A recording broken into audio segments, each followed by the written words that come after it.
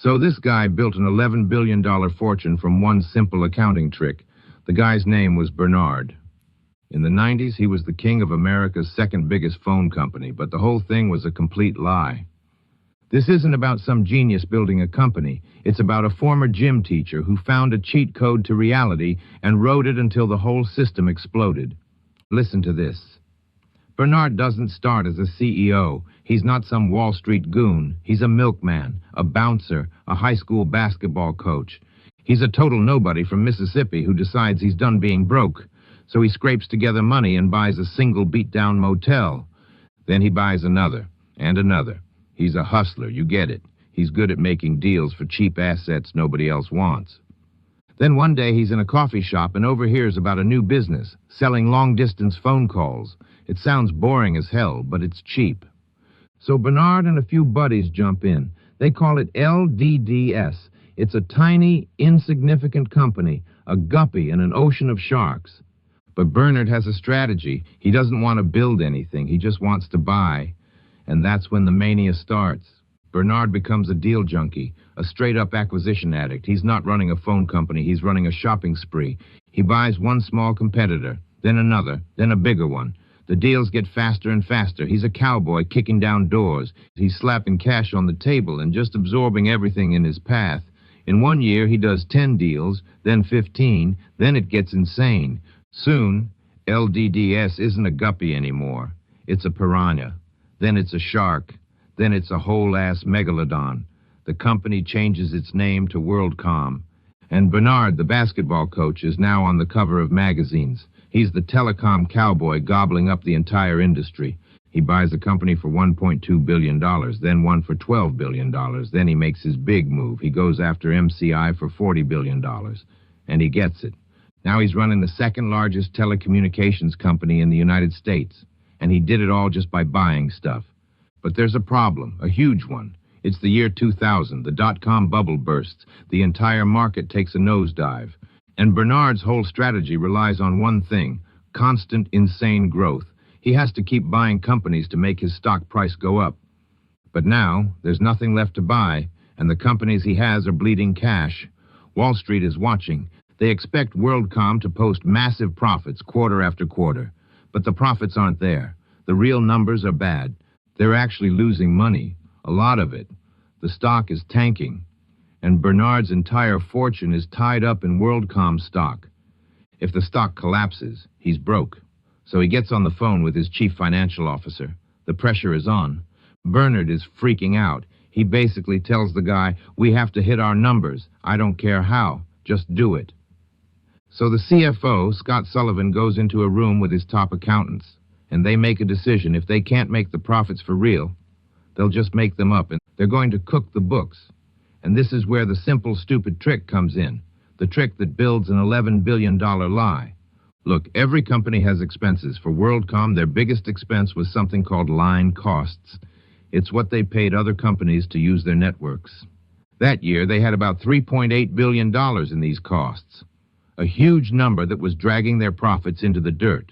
So, Scott Sullivan tells his team to do something no sane accountant would ever do. He tells them to take that $3.8 billion in costs and just move it. They go into the accounting system and reclassify it. They pretend it's not a day-to-day expense. They call it a capital expenditure. Basically, they tell the world it's an investment in the future. This one change transforms the company overnight. It's a magic trick. 1 second, they have a massive loss. The next second, they have a massive profit. The books are a lie. The whole company is a lie. But on paper, they look like rock stars, and no one notices. And now that the cheat code is active, Bernard lives like an emperor. He's not just rich. He's obscenely, titanically wealthy. The fake stock price is soaring, and he's borrowing hundreds of millions of dollars against it. He buys the largest private ranch in the entire United States, over 1 million acres. He buys a 100-foot yacht, timber companies, a private jet. He's building a personal empire on top of a corporate lie. And all the while, his company is secretly hemorrhaging cash. For 2 years, they keep doing it. Every single quarter.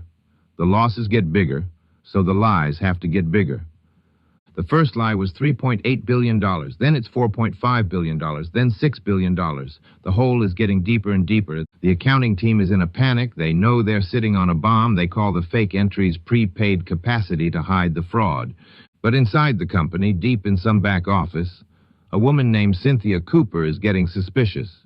She's an internal auditor. Her job is to check the books, and the numbers aren't adding up. She asks the top finance guy about a weird entry. He tells her to stay away. That's a huge red flag. So she starts digging, in secret. She knows she can't trust the bosses or the CFO. So she and her small team start working at night. They wait until the big shot executives leave, then they sneak into the main accounting system. They're downloading files they're not supposed to see. It's a full-on secret investigation. They're terrified of getting caught. The CFO, Scott Sullivan, finds out they're asking questions and he tries to shut them down. He tells Cynthia to delay her audit, but she knows if she waits, the evidence will disappear. So she and her team push harder, working in the dead of night. They are piecing together the fraud, one secret spreadsheet at a time. And then they find it. The smoking gun. An entry for hundreds of millions of dollars fraudulently moved from the expense column to the asset column. They find one, then another. The whole scheme is laid bare on their computer screens. It's all there. The lie. Cynthia knows she has to go straight to the top. She confronts the CFO, Scott Sullivan. She lays out the evidence. For a moment, he tries to bullshit her, but she has the proof. He breaks. He confesses everything. The audit committee asks him how big the hole is, how much money has been faked. He looks at them and says the number. $3.8 billion. The room goes silent. It's one of the biggest frauds in human history, and that's just what they'd found so far. It would soon grow to over 11 billion. The bomb has been triggered. The aftermath is a total apocalypse. The board fires the CFO. Bernard is forced to resign. Then, WorldCom opens its books to the public. The truth comes out.